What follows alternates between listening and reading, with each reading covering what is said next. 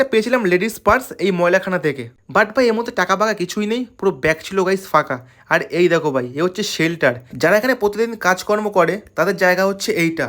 আমরা এখানে আসলাম, একটু বসলাম খালি ড্রোনটা বার করার জন্য, কারণ গাইস আর এই দেখো ভাই একদম পুরো বস্তা গাইস ফুল আমাদের বেজুর ময়লা করানোর পরে।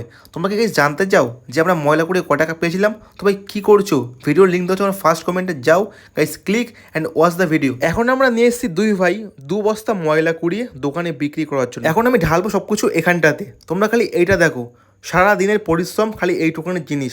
তোমরা গাইস বলতে পারবে যে কত দাম হবে এই বস্তাটার ময়লার? আর ভাই এই দেখো চলছে এখানে আমাদের শর্ট নেওয়া, একদম বেশ পুরো ওয়াইড অ্যাঙ্গেল লেন্স লাগিয়ে একদম পুরো দোকানের সামনে। আমি খালি ভাবি যারা ওখানে কাজ করে তারা কতই না কষ্ট করে, কিন্তু ভাই তাদের পারিশ্রমিক খুবই কম। আর দেখতে দেখতে আমাদের ভাই ভিডিও শ্যুট করা হয়ে গেছে একদম পুরো কমপ্লিট। এখন চলছে এখানে আউটরো, একদম পুরো গাইস ভিডিওটা এন্ডিং করার জন্য। আমি গাইস প্রত্যেককেই বলবো ভালো লাগলে ভিডিওটা অবশ্যই